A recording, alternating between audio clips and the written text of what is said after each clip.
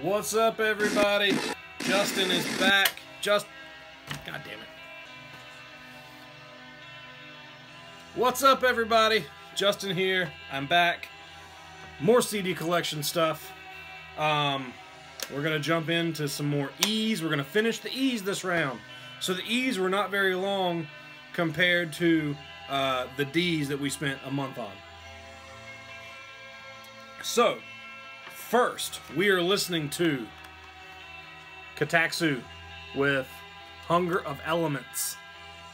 Katak Su is a Polish black metal band. That will not focus on the spine. Katak Su is a Polish black metal band. They're a symphonic black metal band. And if someone were to ask me, Justin, what's your favorite symphonic black metal record? Or what's the best symphonic black metal record? Without hesitation, this right here. This record is absolutely fucking 10 out of 10. God damn, they're fucking amazing. And they've only released this in a demo. This is the official cassette release. Now this came out several years ago after it was originally released. I think it came out in like 06, somewhere in there. I'll have to look that up. Let me pull a bin. Let me pull a bin smasher and look that up on Metal Archives right here. And see when Katak Su came out, when Hunger Elements came out. Might have been before then, because I've been listening to it for a long fucking time. Let's see here.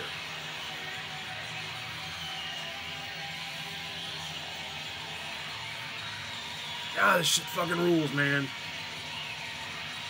It's like, it's grim symphonic black metal, and you know, Nocturnal Mortem, or Odium, not like Emperor, and I love Emperor, not like Cradle of Filth, and I love old Cradle of Filth. So, Hunger of Elements came out in 05, and it's their second full length. Their first full length is called Roots Thunder. I was thinking Roots Thunder was a demo, and they've got a couple of demos and a couple of splits, but they've been inactive for about 10 years. So yeah, they are Polish, but man, it sounds so fucking grim. This tape came out on Werewolf Promotion, which is different than Werewolf Records. Two different entities. But if you like symphonic black metal, really dark symphonic black metal, man, Katak Su, it's untouchable. Alright, into the CDs. So, last round, I couldn't find this, which is Toward the Scroll Throne of Satan by Enthroned, and I found it. If you watched my last video, you saw me digging through CDs back here, and that's where it was. I just didn't see it the first time. So this is one of my favorite black metal albums, and not because it's all that great or classic or important, but it's one of the first black metal records I ever heard. This is an old press on Death Records. I'm not sure if it's the first press or not, but I bought a Death Records comp when I was in high school. This came out in 97, and I probably bought that around then, 97 or 98, 20 years ago. And the song Ha Shaitan was on it, which is the third song here. So, and it's just grim, nasty black metal. It's real Northcore sounding, you know. Lots of full chord riffs. They are Belgian, and this was their second record. It was preceded by Prophecies of Prague and Fire, which I don't own, but this record, man, it's unique. It kind of sounds like Dark Funeral, or kind of sounds like Shooter. It's just riffy and fast and to the point, man. It's just fucking filthy. But great fucking Chris Verwimp artwork. Christian Cifidel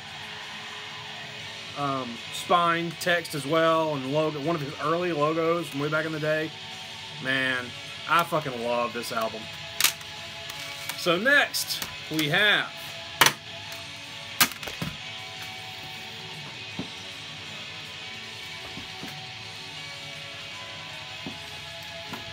I can't win today. fucking can't talk right. You're dropping CDs, fucking phone rung. Okay. Evil Army. This is a self-titled record. Evil Army is a thrash band from Memphis, Tennessee. And this record sounds a lot like kind of stripped down, Kill 'Em All Metallica. Singer sounds a lot like James Hetfield. And this shit fucking rules. I heard a song or two somewhere, and then I saw them at a, there's a big corporate festival here in Atlanta, and they played, which was weird. I think they were kind of on the cusp of kind of breaking out. And they played, and they were fucking awesome, and I picked this up, and I've also got it on vinyl, and I want to say this is the only full length they did. They got a couple other releases, but this is the only full length. And then I think they had some legal issues with some of the members and drugs and violence, and I think some of them are locked up now, or were locked up, but I don't know. But this CD is fucking awesome if you like. Someone mentioned several videos ago that I don't talk about a lot of thrash. Well, if it sounds like this, I will fucking dig the fuck out of it. Next, we have Exhumed, and I have several Exhumed CDs. Exhumed is another band that I go way, way, way back with. I saw them play in Tallahassee, Florida on tour for Gore Metal, their first album. And I was like 18. One of the first death metal shows I'd ever gone to, and they just fucking blew me away. But I guess when you're young and impressionable like that, like, anything you see early, you're going to be into. And Exhumed stuck with me. I've always really, really liked them. I kind of fell off for a little while and stopped following what they were doing. And then 4 or 5 years ago, I saw them again here in Atlanta. And just totally rekindled my love. Went back and bought some CDs I didn't have. And Exhumed do what they do really, really fucking well. I have Gore Metal, their first album, which is just a fucking nasty death grind record. Exhumed is like a death grind band, like a gore band, but they got a lot of fucking riffs and fucking flavor and character to their songs. It's all easily identifiable. Fucking Necromaniac, Open the Abscess, Limb from Limb. Ah, these are fucking killer record. It's not their best, but it's probably my favorite, because I've had it the longest. And then we've got Slaughter Cult. Slaughter Cult I don't know as well. I bought it down the road after going back and getting into them again. But it's still equally fucking sick.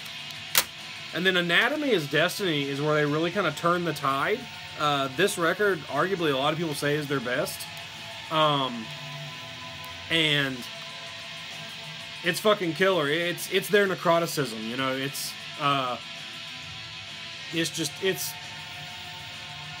a killer fucking record, destined to be a classic. Some people already consider it to be so. And then I have Necrocracy, which is their second newest record. And this one's equally just fucking, it's Exhumed, man. It's fucking great. Their newest one, I don't have a physical copy of yet, but it's also killer. Their new one is really, really fucking melodic. And it's a concept record about kind of medical deviance and grave robbing in the 1800s.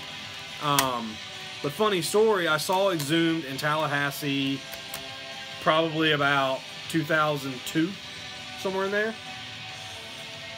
They were playing a really, really small club called the Thunderdome. The Thunderdome was really just a storefront. It was like, you know, just an empty store. There was no stage. There was a PA on the floor. Bands played on the floor. You just stood right in front of them. And Exhumed and Mortician played. Still have the shirt.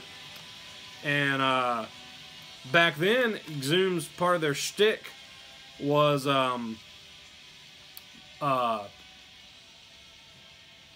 Bud the Chud would vomit on stage.